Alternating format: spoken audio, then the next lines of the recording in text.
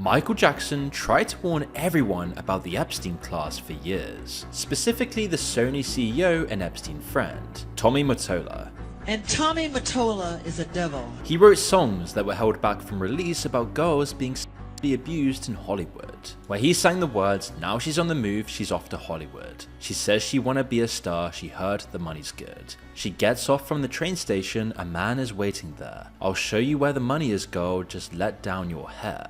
And we ignored all of it. But now, the world is realizing that the warnings he gave us weren't just the ravings of a megastar unraveling. Disgraced Hollywood producer Harvey Weinstein has been indicted on rape and criminal sex act charges. Breaking news, billionaire Jeffrey Epstein arrested on new trafficking charges. When you realize why they hated him, the threat he posed to their media empire, and his plan to expose all of them, everything about Michael Jackson's warnings starts to make sense. We could easily go into Universal and buy, we would own Jaws, E.T., Close Encounters, and that would allow us to do a Universal. Part of the Marvel channel can be not only the Marvel characters, but Marvel films. We could do anything we want, from restaurants to retail, theme parks. Then came the scandal court cases. Disney ended up buying Marvel and doing exactly what Michael had predicted and making a fortune at it. Tell me about this. And in the end, his attempts to tell the truth cost him his life. Because first of all, Michael told me that they were going to murder him. He was afraid. He was afraid for his life. The people that were involved in his life, the people that were controlling him. Both the Los Angeles Times and CBS News are both now reporting that Michael Jackson has died. But before his suspicious death, Jackson had transcended industry-level fame. Surveys put him alongside the Queen and Jesus Christ as the most recognized figures on Earth. His shows had huge medical teams throughout the crowds, as audience members, sometimes up to 3,000, would faint upon seeing him enter the stage, and all he had to do was just stand there. So when he stopped using his voice just to sing, and instead used it to warn about the entertainment industry's exploitative behavior, he quickly became the ultimate anti-establishment figure. And this would terrify the elites. You see, Jackson only met Jeffrey Epstein once. In 2003, he was looking for a house in Palm Beach, and his team introduced him to a man who had one to sell. It was Epstein. But the man he would actually warn us about over and over was Tommy Mottola, a close friend of Epstein who was mentioned hundreds of times in the Epstein files. Tommy Mottola is a big figure in the world of entertainment, and not just music. His contacts spread deep into all areas of the media world. In the 1980s, Jackson wrote a song called "Do You Know Where Your Kids Are?" It tells the common story of an abused girl who runs off to Hollywood only to be abused by executives in the entertainment industry all over again. It was obviously never allowed to be released, but when it was released after Jackson's death, people started connecting the dots and realized this was another of Jackson's warnings about systemic abuse in entertainment. And when the Epstein files are released years later, they show Epstein tried to buy EMI, a huge record label, to get better access to young women. And the man he wanted to put in charge of all of it is none other than his good friend, Tommy Mottola. Yes, the man whose reputation was mired in allegations of child abuse, openly tried to warn the world about the very abuse in the industry decades before the true scale of the abuse was known. Unearthed emails and phone records show Mottola and Epstein were in regular contact. In 2019, just before Epstein's final arrest, Tommy, who maintained contact with Epstein even after he was a registered sex offender, gave Epstein contact details for a private investigator. And when Epstein thanked him, he said Epstein never had to say thank you to him. In 2017, he also asked Epstein for advice after he got caught up in a still unknown incident at a hotel in Palm Beach. Quote, "I don't have to do anything, just shut up and lay low," he asked Epstein. Epstein responds by telling Mottola, "You're safe." After Epstein reassures him that he is safe from whatever has happened, Mottola then says, "Thank you, I love you, man." Rolling Stone reports that Epstein even used Mottola's name to impress and obtain contact details for young aspiring female musicians, saying he'd forward their work onto the Sony CEO and "You're gonna meet Tommy." In a grainy clip surfaced from 2003, long before the scale of Epstein and his circle's abuse was known, Jackson reveals to the world the truth about Epstein's friend Mottola. And I really want you to hear what I have to say. He then stops the music and asks people not to record. Please don't videotape what I'm going to say, okay? Turn that off, please. he wants to warn the crowd just how bad this man is, and you can see that he's worried about the consequences. I'm not supposed to say what I'm gonna say right now. Jackson then tells a story about Mariah Carey. She was married to Mottola and revealed to Jackson how evil he was as a person. Carey told Jackson that Mottola was abusive, controlling, dangerous, and that he had her followed everywhere. Mariah Carey, after divorcing Tommy, came to me crying. She was crying so badly I had to hold her. And she said to me that this is an evil man. And Michael, this man follows me, she said. He taps her phones. And he's very, very evil, and she doesn't trust him. And he is a horrible human being. And Jackson doesn't stop there, because he didn't just warn us about record labels and powerful executives. He actually hit back at them, and he calls on the cheering crowd to terminate Mottola and save the artist from men like him. We have to continue our drive until he's terminated. Oh! There you go!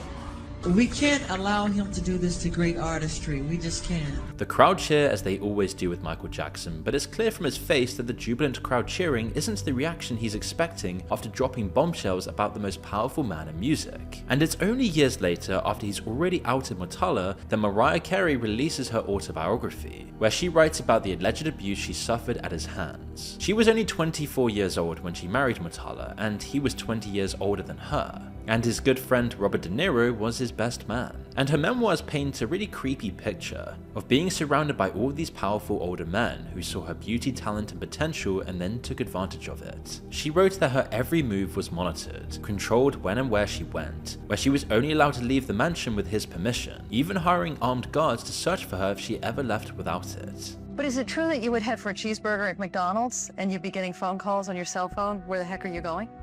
Basically, yeah. Allegedly, one day at a dinner party in front of his friends, Mottola took a knife and drew that flat side of it across her face. And it was in this moment she realized she needed to escape. After the divorce, she then claimed he used his power to destroy her career and ruin the success of her album Glitter. And according to Michael Jackson, this wasn't the first or last time. But Michael Jackson was making a fatal move here, because not only is he warning the world about powerful executives in the media industry, he was also leaving the label, and with it, taking away one of their biggest sources of revenue. I've generated several $1 billion for Sony. Several billion. They really thought that my mind is always on music and dancing, and they never thought that this performer, myself, would outthink them. We can't let them get away with what they're trying to do. And I'm leaving them, and they're very angry at me because of it, but the way they get revenge is to try and destroy my album. Sony spent $30 million making Invincible, but only $25 million promoting it, and the result was his weakest solo album ever. Its producer, Dark Child, later admits in an interview that it was a deliberate move in the face of Jackson's feud with Sony. Oh yeah, it got halted for sure. And while producers who worked with and supported Jackson were happy to say this after his death, Jackson himself tried desperately to warn the world of how he and other artists were being exploited and used by executives like Tommy. As many of you will know, Michael was thrown into the industry at only 5 years old, and by early adulthood, he knew more intimately than anyone that stars are just another person's asset. While other kids go to school and make their first friends, he's in a recording studio working to earn someone else's fortune. As a little kid, I was always busy. I remember across the street from Motown recording studio, there was a park. I would feel kind of sad because I wanted to go to that park, but I knew I had a different job to do. In 2002, outside Sony's New York offices, Jackson whips up a crowd to tear into Sony and Tommy. But sexual abuse, control, and the Epstein class were only one side of Jackson's warnings. While we all laughed and ridiculed him and gobbled up all the stories about him abusing children put out by a media industry that he was warning about, Jackson was actively telling people he was going to be murdered by that same industry. Not just because he was calling it out, but because he was his crown jewel, and he wanted out. And to do this, he was going to take his empire with him. And it's a huge catalog. It's very valuable. It's worth a lot of money. And there is a big site going on right now as we speak about that. I can't comment on it. There's a lot of conspiracy. I'll say there's a lot of conspiracy going on as we speak. But it was only after his death when his sister said this on television, and finally, people started taking his warnings seriously. He told me over and over and over. When he first told me, LaToya, they're gonna kill me. I said, who, Michael? First I thought you're Michael Jackson. Nobody in their right mind would ever think of doing anything like this to you. That's what you think. He says, no, but you don't understand. And then I saw how serious he was. He said, it's bigger than what you think. I said, well, Michael, what is it? He said, it's my publishing. They're after my publishing. They want to take it. As you guys know, my brother had one of the largest catalogs in the world, meaning music-wise. The Beatles collection was one of them. He owned the Beatles, yes. Just like Michael, LaToya was made out at the time to be a crazy woman, looking to piggyback off the media buzz around her brother's death. But it's undeniable that by becoming the biggest star in the world, Michael made himself the most valuable colony to a ruthless empire, and they would rather see it burn before they let it be independent. People come into your life, wiggle their way in, control you, manipulate, control your funds, your finances, everything that you have, and you must do what they tell you to do. And that's what Michael was going through. What they didn't expect is that Jackson understands this. Somewhere in that instinct that had been sharpened since he was 5 years old, Michael knew that fame without ownership is just a gilded cage with a bigger lock. Remember how we mentioned he saw the true value in rights to music and entertainment assets? Well, in 1985, Jackson pays $47.5 million for ATV Music Publishing. Now, ATV owns all of the Beatles, Elvis, Bruce Springsteen, Rolling Stones, Cher and Little Richard's catalogs. Even Paul McCartney and Yoko Ono passed up with the opportunity when given the first bid, not seeing what this would be worth down the line. Now, the value of music catalogs is pretty well known today. Taylor Swift even re-recorded all of her masters to take back control of her music from Scooter Braun. You probably don't know this, but most of your favorite artists do not own their work. The music industry is, you know? But in the 80s, it wasn't understood just how much power this ownership gives you. But Jackson, who'd been owned his whole life, foresaw that value and bought the ATV with his unmatched music rights. You know, the trouble is, I wrote him for nothing. Right. And buying them back at these phenomenal sums, it's just... It rubs you the wrong way. I can't do it. With his purchase came immense power to control the direction of music and the artists making it. Control that until then had always been held by the elites in the music industry. Elites that also spread all the way across the media world, music, film and TV, newspapers and broadcasters. And he's planning a master move that would be the ultimate coup. One that would put him above the Mottolas and Weinsteins of entertainment and make him not just the most powerful figure in music, but in entertainment entirely. He wanted to buy Marvel and Universal, and he already had the financing in place. We could easily go into Universal and buy. That would allow us to do a Universal Marvel channel, not only the Marvel characters, but Marvel films.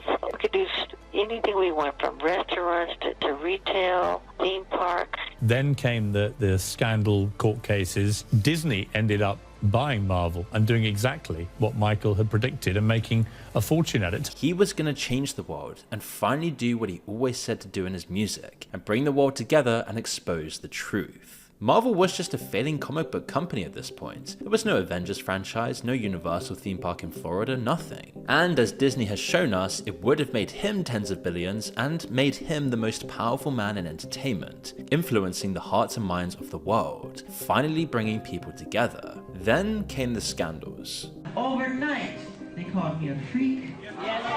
They called me a homosexual. They called me a... Now, it's also worth saying that Jackson doesn't do himself any favors. His physical changes alarm a lot of people, and the optics of some of his behavior is awful. But he does always stand up to his detractors, pointing towards the correlation between his warnings about fame and control and the rise in attacks on him.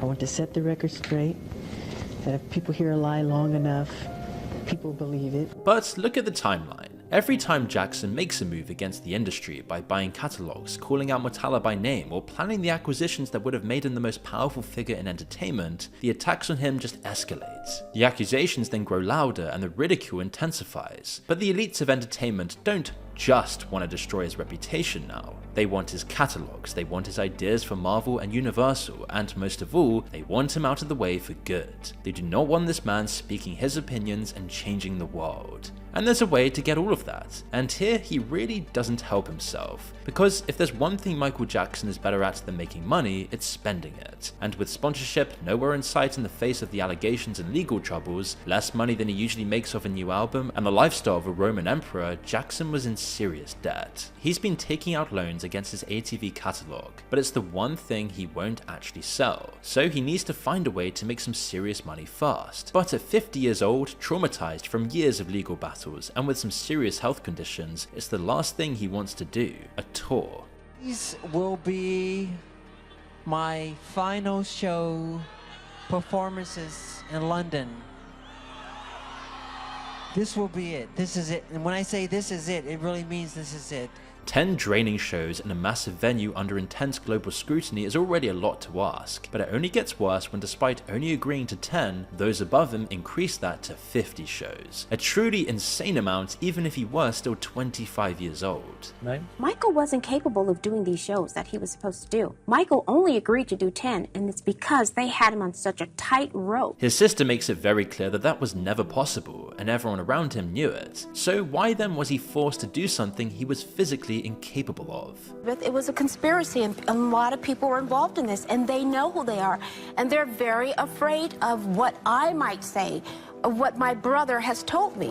Well, his sister has been vocal in saying this was all deliberate, that those controlling him weren't just pushing the shows because they wanted the extra revenue, but because they wanted him pushed over the edge. And while we'll probably never know if that was the intent, that is exactly what happened. Soon, just the rehearsals are so demanding that Jackson is being administered a controversially strong drug, to help him manage. Except they don't help him. He becomes addicted and rapidly declines to a point where his health is hanging on by a thread, and he's unable to bear going through a full day without being heavily medicated. He was never going to do the shows, and shortly before they're due to begin, he then dies of an overdose in very shady circumstances, taking a drug that he should never have been taking, administered in an extremely dangerous way, to the point that his doctor was convicted and sent to prison for 4 years, although he only served 2. And the worst part? Well, that's what happens next. In 2016, Sony finally got their wish. The thing they've had their sights on since the 80s. They took full control of the music catalogue Jackson had built up over decades. The ATV publishing rights, Beatles, Elvis, even Jackson's, for $750 million. Not only that, but its value has just surged massively. Because when musical legends can't be owned in life, the next big thing is owning them in death. Jackson's death is a monumental event, and he sells like it's 1983 all over again. Everyone is buying or playing his music. He's the most talked about man on earth. Every television channel, radio stations, every newspaper, they're all giving wall-to-wall Michael Jackson coverage. His sales make $90 million in the first year after his death, but Sony don't just stop there. They make a This Is It film, and an album to accompany it, which between them grossed $250 million.